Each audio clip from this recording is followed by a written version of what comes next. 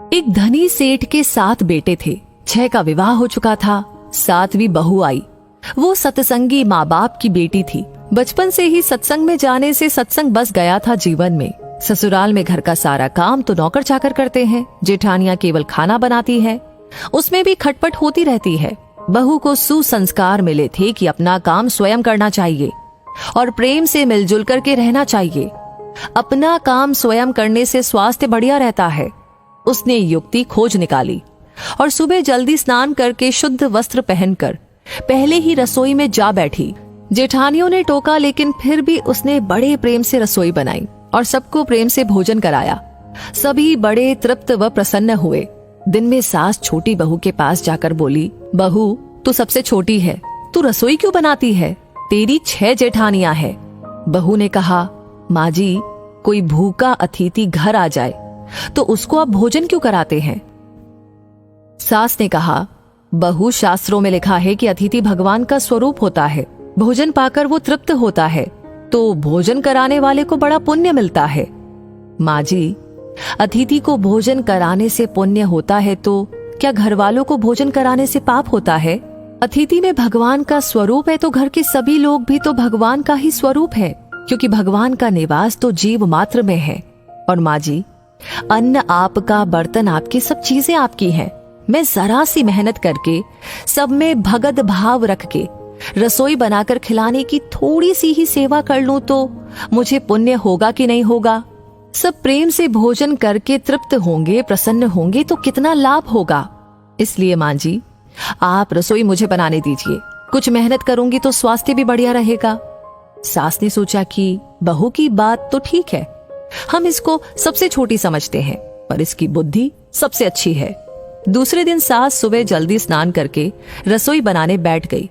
बहुओं ने देखा तो बोली, माँ जी, आप परिश्रम क्यों करती हैं? सास ने कहा, तुम्हारी उम्र से मेरी उम्र ज्यादा है, मैं जल्दी मर जाऊंगी। मैं अभी पुण्य नहीं करूंगी तो फिर कब करूंगी? बहुएं बोली, माँ जी, इसमें पुण्य क्या है? ये तो घर का काम है। सास बोली, घर का काम करने से पाप होता है क्या? जब भूखे व्यक्तियों को, साधुओं को भोजन कराने से पुण्य होता है तो क्या घर वालों को भोजन कराने से पाप होता है? सभी में ईश्वर का वास है। सास की बातें सुनकर सब बहुओं को लगा कि इस बात का तो हमने कभी ख्याल ही नहीं किया। ये युक्ति तो बहुत ही बढ़िया है। अब जो बहू पहले जग जाए वो रसोई बनाने बैठ जाए। पहले जो भाव था कि तू रसोई बना तो 6 बारी बंधी थी, लेकिन अब मैं बनाऊं, ये भाव हुआ तो 8 बारियां बंध गई। 2 और बढ़ गए, सास और छोटी बहू। काम करने में तू कर, इससे काम बढ़ जाता है और आदमी कम हो जाते हैं। पर मैं करूं, इससे काम हल्का हो जाता है और आदमी बढ़ जाते हैं। छोटी बहू उत्साही थी। सोचा कि अब तो रोटी बनाने में चौथे दिन बारी आती है, फिर क्या किया जाए। घर में गेहूं पीसने की चक्की पड़ी थी। उसने उससे गेहूं पीसने शुरू कर दिए। मशीन की चक्की का आटा गरम गरम बोरी में भर देने से जल जाता है। उसकी रोटी स्वादिष्ट नहीं होती, लेकिन हाथ से पीसा गया आटा ठंडा और अधिक पौष्टिक होता है और उसकी रोटी भी स्वादिष्ट होती है। छोटी बहू ने गेहूं पीसकर उसकी रोटी बनाई तो सब कहने लगे कि आज तो रोटी का जायका बहुत ही अच्छा है। सास बोली, बहू, तू क्यों गेहूं पीसती है? अपने पास पैसों की कमी नहीं है। माँ जी, हाथ से गेहूं पीसने से व्यायाम हो जाता है और बीमारी नहीं आती। दूसरा रसोई बनाने से भी ज्यादा पुण्य गेहूं पीसने का है। सास और जेठानियों ने जब सुना तो लगा कि बहू तो ठीक ही कहती है। उन्होंने अपने अपने पतियों से कहा कि घर में चक्की ले आओ, हम सब गेहूं पीसेंगी। रोजाना सभी जेठानियां चक्की में 2-2.5 सेर गेहूं पीसने लगी। अब छोटी बहू ने देखा कि घर में जूठे बर्तन मांजने के लिए नौकरानी आती है। अपने जूठे बर्तन हमें स्वयं साफ करने चाहिए, क्योंकि सब में ईश्वर है तो कोई दूसरा हमारा जूठा क्यों साफ करे। अगले दिन उसने सब बर्तन मांज दिए तो सास बोली, बहू, विचार तो कर, बर्तन मांजने से तेरा गहना घिस जाएगा, कपड़े खराब हो जाएंगे। माँ जी, काम जितना छोटा उतना ही उसका महात्म्य ज्यादा। पांडवों के यज्ञ में भगवान श्री कृष्ण ने जूठी पत्तले उठाने का काम किया था। दूसरे दिन सास बर्तन मांजने बैठ गई। उसको देख कर के सब बहुओं ने बर्तन मांजने शुरू कर दिए।